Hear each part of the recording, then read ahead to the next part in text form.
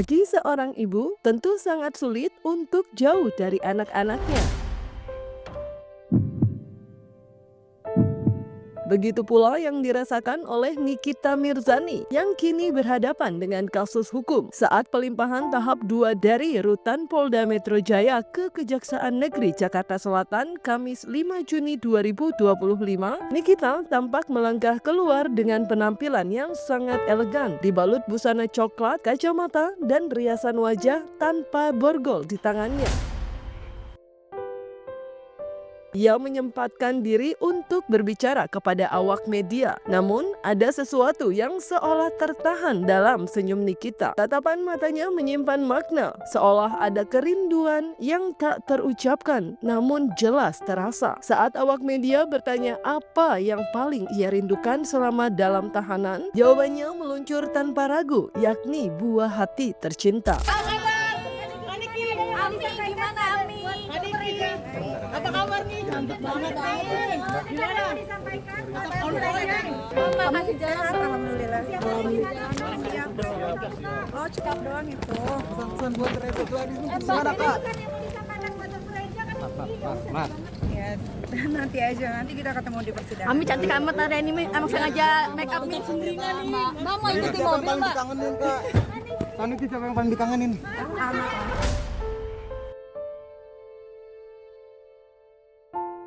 Tapi bahwa berjauhan dengan kasus seperti ini akan beda dengan berjauhan dengan situasi misalnya pergi ke jalan-jalan atau sedang bekerja atau kemana gitu, itu pasti iya.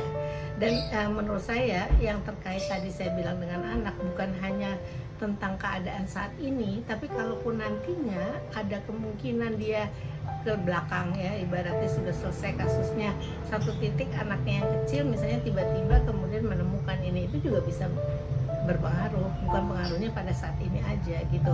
Kita memang memberikan informasi dan sebagainya, tetapi pada waktu dia didera oleh orang-orang di lingkungannya, saya nggak tahu apakah dia cukup kuat untuk menghadapinya tuh. Di balik kontroversi yang kerap menyelimuti namanya, Nikita tetaplah seorang ibu yang merindukan anak-anaknya. Di tengah sorotan publik dan proses hukum yang berjalan, ia tetap berharap bisa segera kembali ke pelukan mereka. Terlebih lagi, baru-baru ini putri sulungnya Laura Mezani alias Loli muncul dalam sebuah unggahan video di media sosial. Dalam video tersebut, Loli mengungkapkan keinginannya untuk segera pulih dari perawatan yang tengah dijalaninya dan siap mencari uang demi keluarga kecilnya, adik-adik tercinta, dan sang ibu tersayang. Ya selalu ya panjang umur, selamat ulang tahun Mami. Meski belum bisa bersama karena kasus hukum yang kini menjeratnya, Nikita tetap menunjukkan kasih sayangnya melalui akun Instagram yang dikelola oleh admin. Ia belum lama ini mengunggah ucapan ulang tahun untuk Loli, penuh doa dan harapan. Tak hanya itu, Nikita juga mengungkapkan doa spesial untuk Arkana saat ulang tahunnya, meski harus merayakannya secara terpisah karena masih berada dalam tahanan. Tungguin aku aktif ya. Aku sekarang lagi pemulihan dulu. Oh, liatin mulutnya ini. Aku sekarang lagi pemulihan dulu. Ntar kalau aku udah bener-bener pulih secara mental dan psikis, ntar aku akan kembali lagi dengan kalian seperti semula. Oke? Ntar aku bakalan aktif lagi di sosmed. Aku bakalan cari uang lagi untuk keluarga kecilku yang aku punya, adik-adikku tercinta dan ibuku tersayang, dan cintaku termengkekku. Halo Laura, salam dari Palembang ya. Hai ya. Laura belum bikin akun sendiri kah? Belum aktif, tapi udah ada akunnya. Ntar ya, aku healing dulu ya. Ntar aku muncul lagi. Pas aku muncul, ntar aku maunya pas aku muncul tuh aku menjadi versi yang terbaik untuk diriku sendiri dan untuk yang lain. Sabar ya guys ya.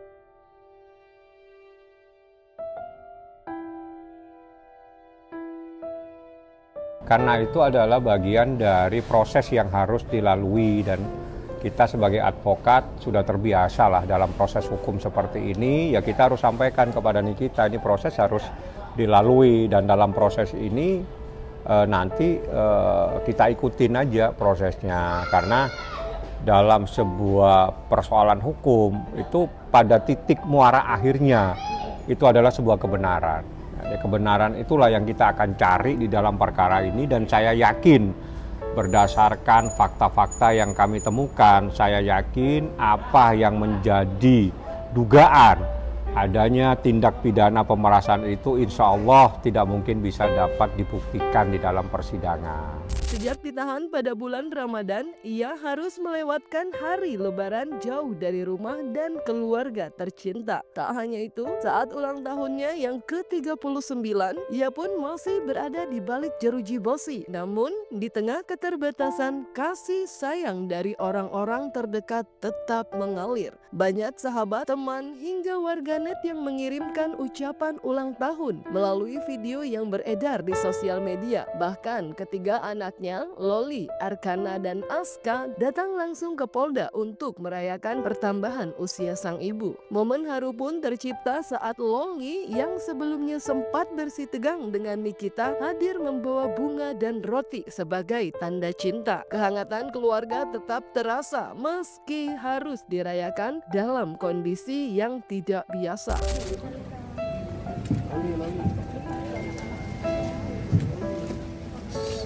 Laura, gimana kabarnya, Dek? Woi, mundur, woi.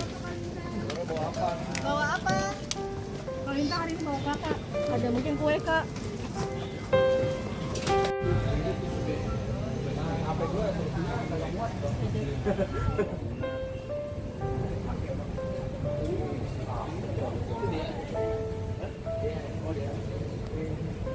Gugi.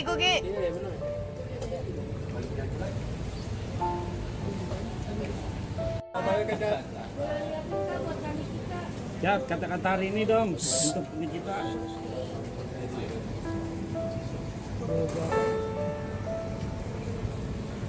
Kirim kado ulang tahun buat Kak Niki ya.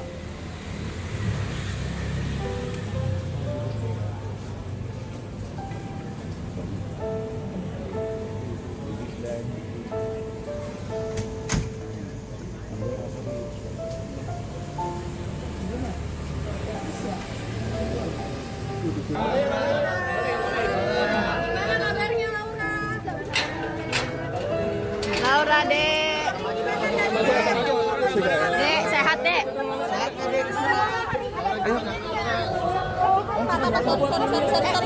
Buka jalan. Memang ini dalam suasana yang momen yang luar biasa di mana saya mendatangkan Laura, mendatangkan juga adiknya berdua, ada juga si Lintang dan Edwin, semua bersaudara. Saya suruh datang hari ini dan saya antar dalam suasana tadi momen yang mungkin tidak terlupakan. Laura juga membawakan sesuatu buat mininya, sebuah bunga tadi kalau saya lihat, dan ada roti, ada beberapa juga. Ya itulah yang saya lihat tadi, bagaimana tadi Nikita memeluk anaknya dari yang kecil, terus habis itu terakhir dia meluk Laura, habis itu ya suasananya betul-betul membahagiakan namun mengharukan. Dalam perpindahannya ke Kejaksaan Negeri Jakarta Selatan, Nikita Mirzani tampil modis dan memukau. Mengenakan setelan busana berwarna coklat, ia tampak percaya diri saat melangkah keluar dari rutan Polda Metro Jaya. Busana yang dikenakan sederhana namun tetap memberikan kesan elegan dan berkelas. Kemeja coklat muda yang ia pilih tampak jatuh sempurna di tubuhnya, dipadukan dengan celana panjang senada yang membuatnya terlihat semakin stylish. Di tangan kanannya, ia membawa tas kecil berwarna hitam, menambah kesan chic pada penampilannya. Ami, gimana Ami? Apa kabar nih? Mantap banget, gimana? Mama kasih jalan. Alhamdulillah. Oh, cekap doang itu. Menurut saya adalah bagaimana merombak satu penampilan supaya tetap on point itu sah-sah saja gitu. Pada intinya adalah gini, kalau orang tetap nyinyir adalah komentarnya akan nyinyir. Tapi kalau dilihat dari sisi positifnya, dia tetap updated dan tetap mengakses dirinya sebagaimana ya yang dimau sama netizen juga kan. Jadi apapun usahanya, apapun jeripayanya itu adalah sesuatu sampai kepada punishment-nya dia gitu ya. Itu buat saya adalah sebuah perjalanan hidup yang harus dijalani dan dia konsekuen kok tentang itu. Jadi kalau misalnya saya lihat dia terus tiba-tiba pulang terus kemudian ada muanya segala macam komplit dengan segala penampilannya, memang dia pantas dan layak mendapatkan itu karena dia juga punya tubuh juga dirawat dan dia punya penampilan yang menarik, kecuali kalau dia mengadai. Tak hanya busana, riasan wajah Nikita juga terlihat flawless. Meski berada dalam tahanan selama berbulan-bulan, ia tetap tampil dengan kulit glowing bak di red carpet. Alisnya tertata rapi, lipstick nude yang dikenakannya memberikan kesan natural dan kontur wajahnya terlihat sempurna, mempertegas fitur wajahnya yang tajam. Rambutnya pun tak kalah mencuri perhatian, ditata dalam model slick ponytail. Rambutnya tampak rapi dan berkilau, memberikan kesan fresh dan modern. Untuk melengkapi penampilannya, ia mengenakan kacamata hitam stylish serta anting dan kalung berwarna emas yang semakin memperkuat auranya. Lantas benarkah bahwa penampilan Nikita yang elegan saat pemindahan adalah cara untuk meyakinkan kepada anak-anaknya bahwa ia baik-baik saja? Sehat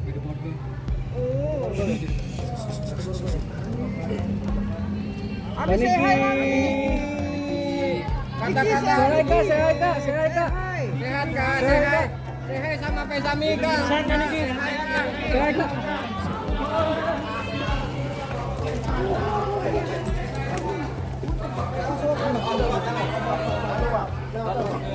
Kaniki sehat, Kaniki. Sehat. Gimana Kaniki?